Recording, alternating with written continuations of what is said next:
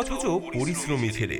বাবা মায়ের মৃত্যুর পর থেকেই তার একটাই লক্ষ্য, নিজের পরিশ্রমে কিছু করে দেখানো। এই লক্ষ্যেই সে সিদ্ধান্ত নিল পেঁপে চাষ করার। পেঁপে নাকি কম যত্নে ভালো ফল দেয়। যদি সব ঠিকঠাক মতো হয়, আর মাত্র কয়েকদিন, তারপর পাকা পেঁপেগুলো বিক্রি করব আর বাবা মায়ের স্বপ্ন পূরণ করব। আমি অনেক বড় হব। রোদে পুড়ে বৃষ্টিতে ভিজে রমেশ বাগান সাজাতে লাগলো। কয়েক সপ্তাহের মধ্যেই ছোট ছোট চারা মাথা তুলে দাঁড়ালো, আর কিছুদিনের মধ্যেই বড় বড় সবুজ পেঁপে ঝুলতে লাগলো গাছে। রমেশের মুখে খুশির ঝিলিক। এবার আমার দারিদ্র্যের শিকল ভাঙবে। কিন্তু অজানা এক বিপদ তার দিকে ধেয়ে আসছিল। গ্রামের পাশেই এক জঙ্গলে থাকতো এক ডাইনি। আহ, পেঁপের গন্ধ, এত মিষ্টি গন্ধ আমি কখনো পাইনি। পেতনি নিজের মন্ত্রপাঠ করে বাতাসে ভেসে এলো রমেশের বাগানে। ইহা!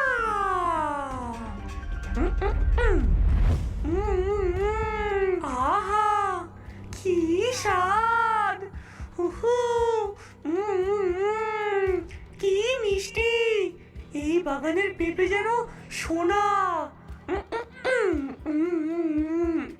রাতের খিদে মেটানোর জন্য এর চেয়ে ভালো কিছু হতেই পারে না। তবে এ কি, আমি যে ছেলেটার বাগানে পেঁপে খাচ্ছি, সে তো অনেক কষ্ট করেছে, এমনকি রাত জেগে গাছের যত্নও নেয়।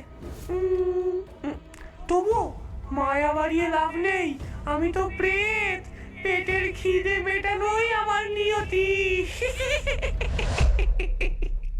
পাঁচু ছিল রমেশের প্রতিবেশী। সেও পেঁপে চাষ করত বটে, কিন্তু তার গাছে তেমন ফলই ধরতো না। রমেশের বাগান দেখে তার মনের ভেতরে হিংসের আগুন জ্বলে উঠত। এ কি, আমি তো অনেক কষ্ট করলাম, কিন্তু কিছুই তো হচ্ছে না আমার গাছে, অথচ এই ছোড়াটা এত বড় বাগান বানিয়ে ফেললো। আমি কিছুতেই সহ্য করতে পারছি না। আজই আজই ওই বাগান আমি শেষ করে ছাড়বো। হ্যাঁ,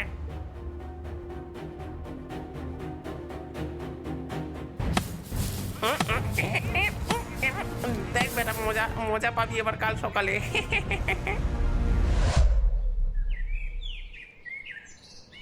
পরদিন সকালে রমেশ দেখল তার বাগানের সমস্ত গাছ মাটিতে লুটিয়ে পড়ে আছে।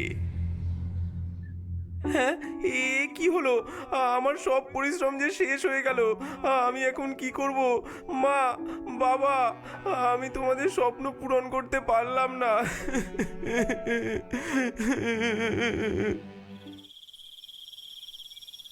এই ছেলেটার এত কষ্ট দেখে আমারও কষ্ট হচ্ছে। আমি ওর পেঁপে খেয়েছি, তাই এখন আমাকে সাহায্য করতেই হবে। আমি যদি চুপ থাকি তাহলে এই বাগানের অস্তিত্বই মুছে যাবে। সেই রাতেই পেতনি তার জাদু দিয়ে বাগান পুনর্জীবিত করলো। ধ্বংস হয়ে যাওয়া গাছগুলো আবার সবুজ হয়ে উঠল এবং তাতে ঝুলতে লাগলো বড় বড় পেঁপে। হ্যাঁ, ওইদিকে বাগানে এত আলো কেন? হ্যাঁ, এ কি, এ যে অলৌকিক! আমার গাছ আবার বেঁচে উঠেছে। হ্যাঁ, এত বড় বড় পেঁপে, এটা কি করে সম্ভব? তুই জানিস না রমেশ, এই গাছ জাদুর গাছ। এবার তোর সব দুঃখ কেটে যাবে। কাল কাল সকালে গিয়ে এই সব পেঁপে বাজারে নিয়ে গিয়ে বিক্রি করব। হে হে হে হে হে। রমেশ রাতে শুতে চলে যায়।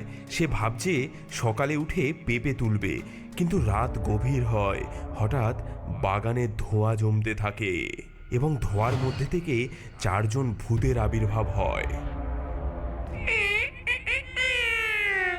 এই যে গন্ধ, এমন পেঁপে আগে কখনো দেখিনি রে ভাই। হ্যাঁ রে, খেতে মনে হচ্ছে দারুণ লাগবে।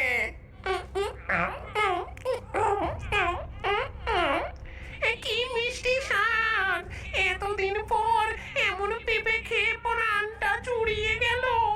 আহা, তাহলে এবার এই বাগানটাই আমাদের, প্রতি রাতে আমরা এখানেই খেতে আসবো। ভূতেরা পেঁপে খেয়ে ধীরে ধীরে উধাও হয়ে গেল। বাগান আবার ফাঁকা। রমেশ সকালে বাগানে গিয়ে দেখল, হায় হায় হায়, সব পেঁপে গেল কোথায়? হ্যাঁ, কেউ কি চুরি করে নিল? হায় হায় হায়। সে হতাশ হয়ে বাড়ি চলে যায়। কিন্তু প্রতিদিনই এমন ঘটনা ঘটতে থাকে। রাতের বেলায় সে দেখে গাছে অনেকগুলো পেঁপে ফুলে আছে, কিন্তু সকাল হলেই সেগুলো উধাও। না, এভাবে চলতে পারে না। গাছগুলো থেকেও কোনো লাভ নেই। এগুলো আজকে আমি সব কেটে ফেলবো। হ্যাঁ।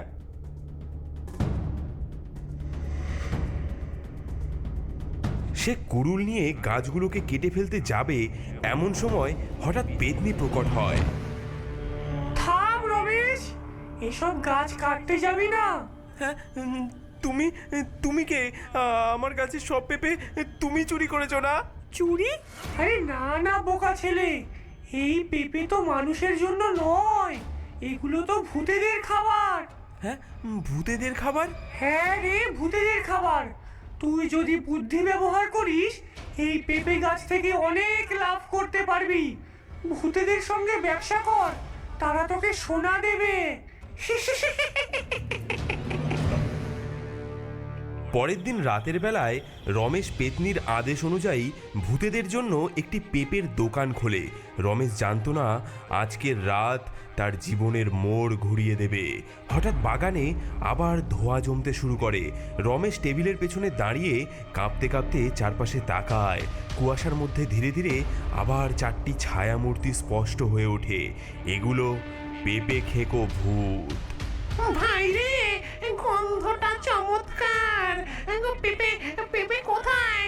হ্যাঁ, এই যে এই টেবিলে সব সাজানো আছে, খেতে চাইলে নিয়ে নিন। হ্যাঁ, এই প্রথমবারের মতো কোনো মানুষ আমাদের খেতে ডাকলো। দেখি তো স্বাদ কেমন।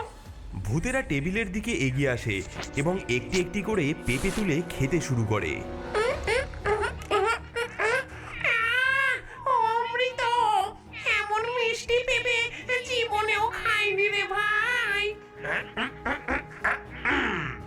এই গাছের পেঁপে শুধু খাওয়ার জন্য নয়, এর মধ্যে শক্তি আছে। আমাদের প্রাণ পুরো ফিরে এলো। পেঁপে খাওয়ার পর ভূতেরা টেবিলের উপর সোনার মোহর রেখে চলে যায়। এইটা তোমার জন্য। প্রতি রাতে এই দোকান খুলে রেখো, আমরা আবার আসবো, খাবো আর সোনা দেব। আপনাদেরকে অনেক ধন্যবাদ, আবার আসবেন। ভূতেরা একে একে ধোঁয়ার মতো মিলিয়ে যায়। রমেশ মোহরগুলো হাতে নিয়ে খুশিতে লাফিয়ে ওঠে। পরদিন সকালে সে মোহরগুলো গুনে দেখে। কয়েকদিনের মধ্যেই তার দোকান জমজমাট হয়ে ওঠে। প্রতি রাতে ভূতেরা আসে, পেঁপে খায় আর সোনা রেখে যায়। রমেশ ধীরে ধীরে অনেক ধনী হতে থাকে, কিন্তু তার সঙ্গে তার লোভও বাড়তে থাকে। হ্যাঁ, বেশি বেশি পেঁপে তুলি, তাহলে আরো বেশি সোনা পাবো।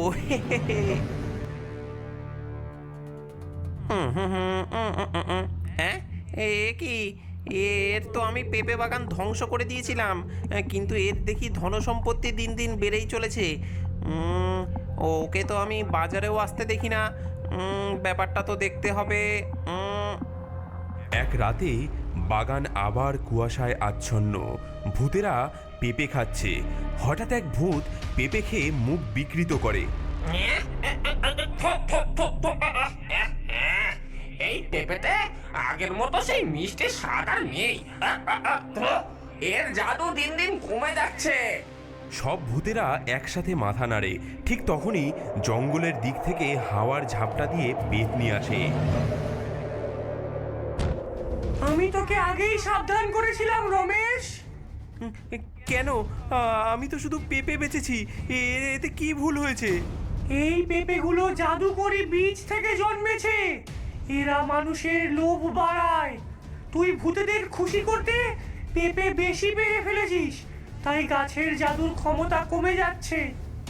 আমরা তো এখানে পেঁপের জাদু নিতে এসেছিলাম, যে আমাদের শক্তি যোগায়। এই পেঁপেই আমাদের শক্তি যোগায়। পেঁপেতে যদি আর জাদু না থাকে, তাহলে এই বাগান আমাদের আর কোনো কাজের না। হ্যাঁ, তুই তোকে দেওয়া সুযোগ নষ্ট করছিস রমেশ, লোভে পড়ে সব শেষ করছিস। আমি আমার ভুল বুঝতে পারছি। আমি আর কোনোদিনও এত বেশি বেশি পেঁপে পারবো না। এবার যতটুকু প্রয়োজন ততটুকুই পারবো। ও, এখানে এই ব্যাপার ঘটছে। ঠিক আছে। রমেশের পেঁপের বাগান দেখে মনের মধ্যে আগের থেকেই জ্বালা নিয়ে বসেছিল পাঁচু। তার ওপর ভূতেদের সোনা আর পেঁপের জাদু তার মনের মধ্যে লোভের আগুন আরও জ্বালিয়ে দেয়। সে এক নতুন ফন্দি আঁটল। পাঁচু তার পুরনো আলমারি থেকে ধুলো পড়া এক পুরোহিতের পোশাক বের করলো এবং নিজের মুখে সাদা রং মেখে একদম